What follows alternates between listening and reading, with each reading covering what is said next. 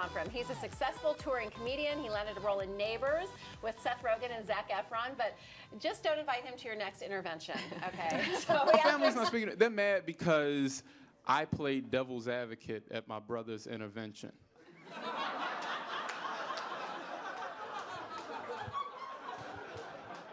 I was like, first of all, you guys, you don't walk in this man's house unannounced like this. You call ahead. And then secondly, calm down, everybody, all right? I mean, after all, he is the life of the party, so.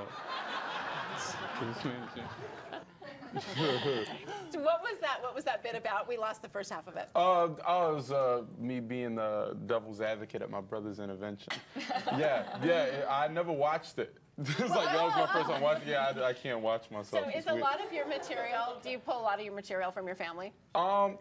It depends. Not a lot, actually. It's, you know, more social stuff, you know, things you say. But I do agree with you. It should be alcohol here. It's good Friday. Yes, that's right. Amen. We say that every morning. And yeah, we should be getting drunk Even like right the guests now. want hooch too, Stuart. Yeah, that would be great. That would be great. A very interesting morning. No, what time does the show start? Too early. Promise you, too early. Yeah? Did your brother really have an intervention?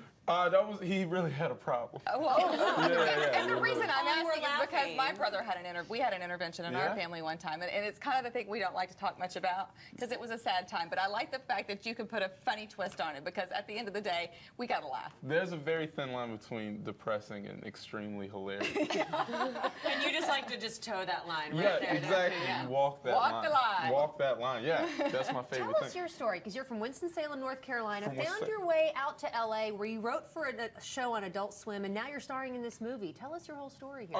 Yeah, wow, you just did it. Tell us how you got there. You would get from Winston-Salem, North Carolina to LA. You know, you just you take a plane. hitchhike. Yeah, you take a Plane, plane. transit, automobiles. But it's you know, you just move. I wanted to do stand up, and you know, it's more opportunity. You know, a lot of family of mine lives in New York, so I moved to LA because I didn't know anyone. And then, you know, you just start working, and you know, you do a bunch of shows, and shows lead to other things, and yeah. So what was the first big break? that's a great question. I don't know. I think we're still, you know, everything is kind of, it's all like this puzzle, you know, and it's all these things that you piece together, you write and you create a show and you do a film and you do other things, and then it all comes together to make what resembles a career. What did you start out wanting to do, though? It was just stand-up, and I still just at the core just stand-up.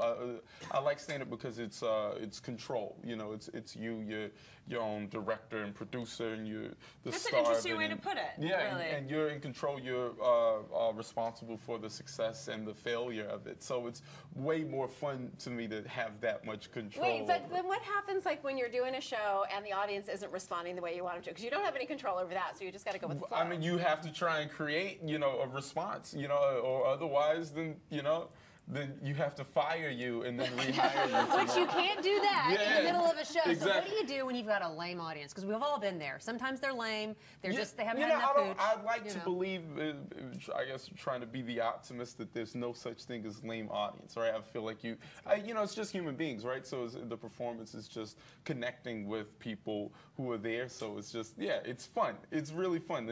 Even at its worst, it's really, really fun. You know, I mean, I've had some hecklers. You know, What's but been it's the okay. worst? The worst? Have you ever had a shoe thrown at you? You know, Hillary had a shoe Yeah, thrown what at you. happened? What happened there? I don't know. Where was she? Must have been a good shoe. It went flying. Yeah. I don't know where she was. They don't Have you have ever like had a security shoe? for that? No. I I always haven't wonder had too that. about like I think if any of my ex-boyfriends became stand-up comedians, I would be in big trouble because like all of my crazy would come out. And so, have you had an ex-girlfriend or any dating stories that you've shared and people call you and say, "Wait, was that about me?" Yeah, people. Yeah, I more talk about, you know, like me. Or your brother. Yeah, or my brother. I'll squeeze in it. Yeah. You'll squeeze in the thing here too, but you know, I try not to. You know, it's people as they relate to me. So I wouldn't just, if we dated, I wouldn't just have your whole thing. Well, first of all, it'd be magic. Yeah. But I I wouldn't. need to back off. Yeah. Y'all go ahead. But I wouldn't, you know. Will you stick around for a minute? Because I want to get your take on Stephen Colbert and what you think about him taking over for David Letterman and all that in the world of comedy, what you all think about that. So we have much more with Jerrod when we come back. Don't go anywhere.